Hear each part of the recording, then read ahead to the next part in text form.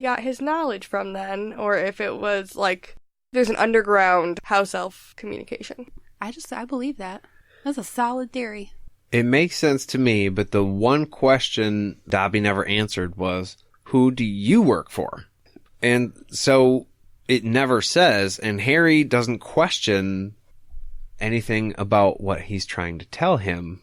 Yeah, he takes it all on faith. I thought that was a key piece of information that, I would have asked. You're telling me all this information, telling me not to go back to school? Who's your boss? And why does he get to tell me what to do? We don't have a boss, though, so you know what we could do right now? What's that, JD? Beer break. We can drink beer whenever we want. We're adults. Yay! And I'm really excited to tell you guys about this one. What we have in our glasses right now is not actually conventional beer. But what we have in our glasses is called butterbeer. And you make butterbeer by adding a shot of Jim Beam vanilla with a shot of butterscotch schnapps, and then filling your glass the rest of the way with Faygo, at least we used Faygo, cream soda. And it is good. We drink Faygo because we live in Michigan, and it's better. That's right. It's quite yummy. Yeah, James wasn't keen on trying any until he had just a sip, and then he was like, well, yeah, I'll probably have one of those too. And now he has his own glass. That's right. I can't really blame him. It is delicious. I've made this. It sounds horrible to say, but I've had one of these like every day this week so far. It's just a nice topper for the evening. So, I'm gonna actually go pour another one because my glass is empty. I think I'll join you. We will be back right after this. And we're back! So, Harry mentions his friends a couple times, but it hurts him too much and he stops. Very sad. Him and Dobby end up talking about the couple times that he's met Voldemort, and Dobby's like, don't say the name! As is expected at this point in the book, nobody else likes the name except Harry and Nobody Dumbledore. does. What's the big deal? I don't understand. Why is the name such a big deal? It was a traumatic experience for all of those who were involved, and they don't want to talk about it. Yeah, he's a big meanie and no one wants to talk about him specifically, so they talk about around him. Mm-hmm. Moldy Voldy is not one you want to call by name. Yeah. Okay.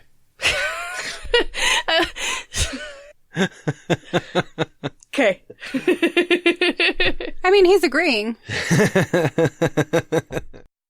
Dobby went to Harry without permission from his family, which means he assumably can go anywhere and everywhere he wants to at will without them knowing.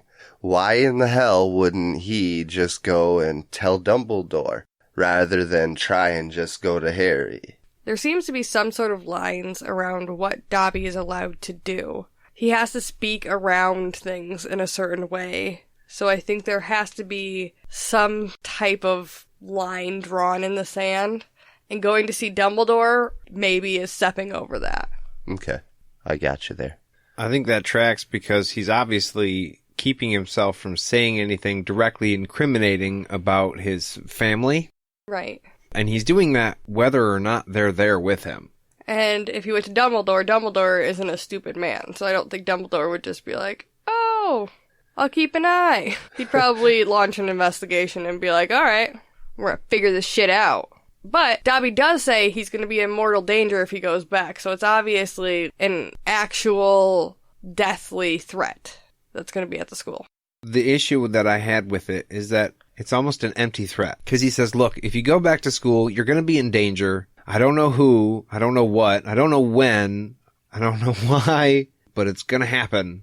And my thought was, well, you're just a regular little prophet, aren't you there, buddy? Something's going to happen if you go somewhere. Yeah. Maybe, for sure. Possibly. Like, if I were Harry, this wouldn't have scared me from anything.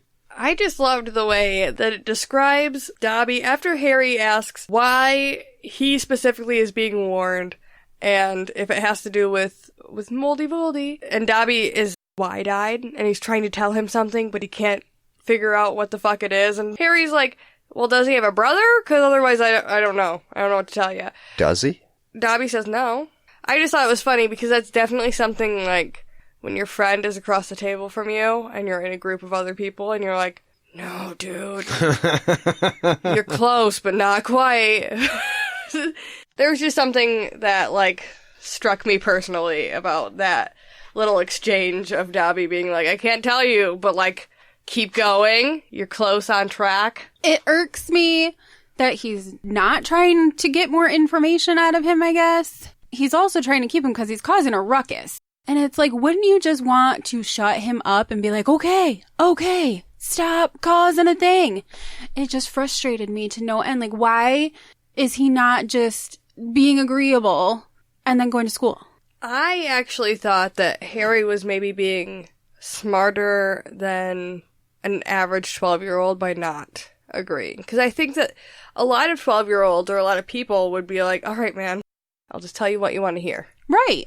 But I think that there is something to be said for not agreeing or making a promise to a magical creature that you don't know the bounds of their magic.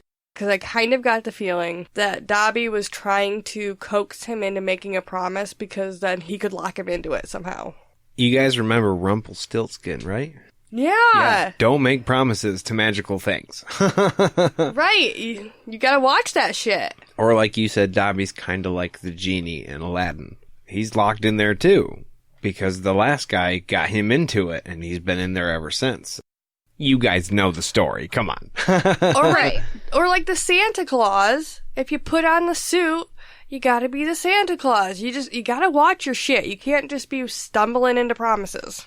No, that's valid. Now, Harry, and this is something we talked about a little bit earlier, but Harry does ask, do you know Dumbledore? Because if you knew Dumbledore, you would understand Hogwarts is going to be fucking fine.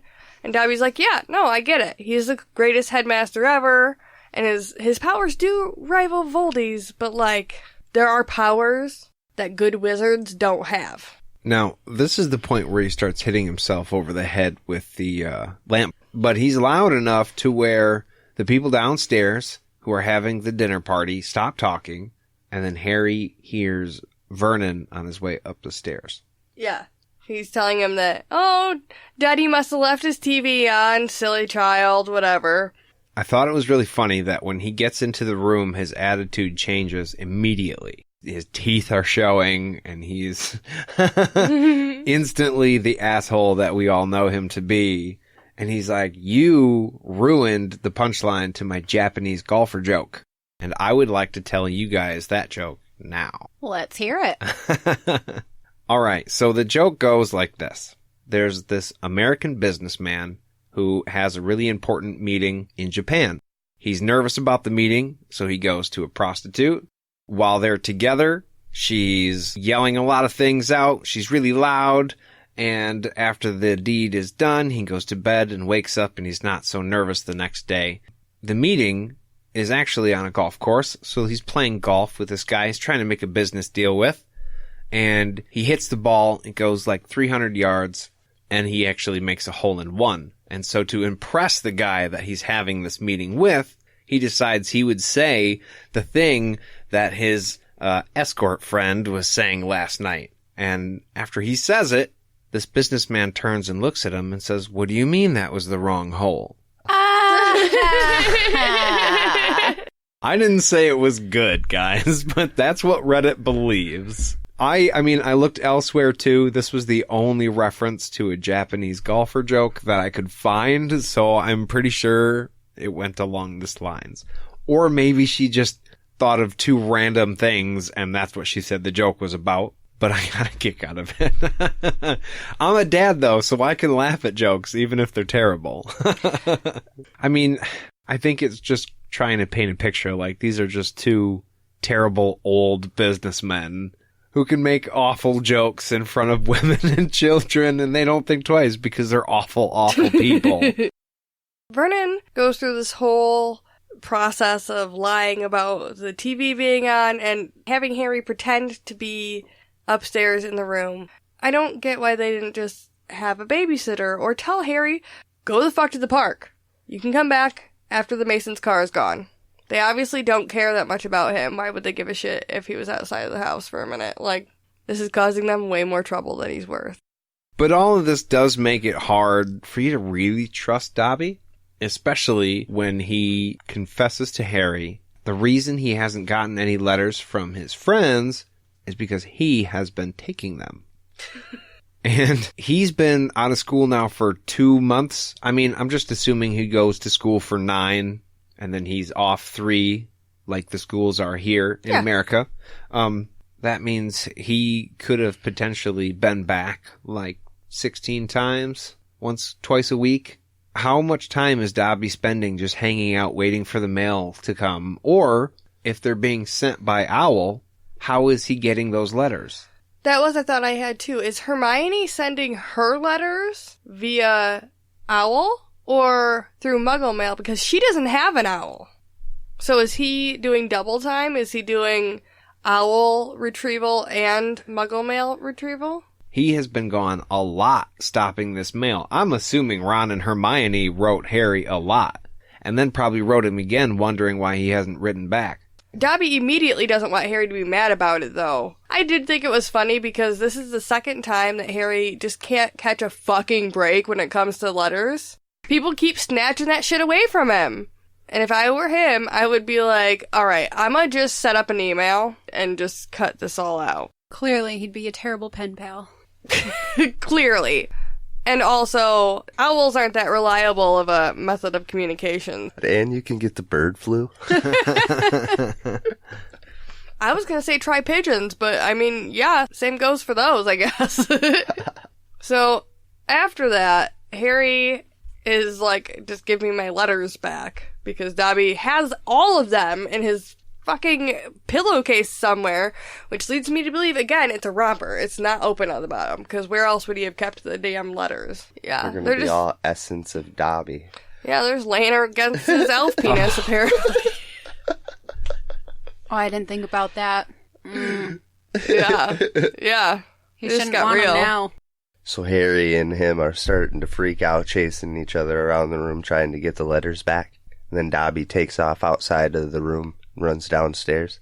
And then Harry, he jumps down, right, onto all fours like a cat, they explain, which was kind of weird. I don't understand why he wouldn't just run after him as fast as he can instead of jumping off of the stairs. Then Harry realizes Dobby's floating the pudding. Yeah, I typed Petunia's pudding into Google a couple times today, and I was like, oh, this seems like a totally different thing than what I'm trying to look for. Gotta be careful with that Google. I don't know if everyone knows, you can eat violets. So the sugared violets that they talk about are a real thing. You can totally sugar those things and put them on any type of dessert. So they weren't like fake violets made like candied, like made like out of sugar. They were actual violets that were covered in sugar and candied. Right. As I air quote. I know none of you can see that, but I'm still going to do it. Right. And a lot of depictions show this as just like a pile of cream with sugared violets on top of it. But a lot of people also think that this is because in England they talk about pudding being the dessert after dinner, not necessarily pudding. So it could literally be any kind of dessert just with whipped cream and sugared violets on top. I've always thought about it as like a chocolate pudding, whipped cream layered dish. Yeah, like a dish. Yeah, I could see that. Yeah. Maybe we'll make some Petunia's pudding for our viewing of the movie this time. That would be fun. So, Dobby floats this masterpiece of Petunia's towards the ceiling and is like, dude, make me the promise. And Harry's like, I just can't. Which leads me to believe that Harry has some type of knowledge that he can't make a promise. I feel like he feels the same thing I do, that Dobby's trying to trick him into something here. No, it's a solid theory. And I have to say, I have to give Harry props. He holds out and does not cave and does not give in. He knows that he absolutely cannot do what is being asked of him. I'm going to go the opposite way and say he's so polite because he just doesn't want to be like the Dursleys. You think that's why he was acting that way? Yeah, he's polite to everybody he meets, no matter what, even when he's being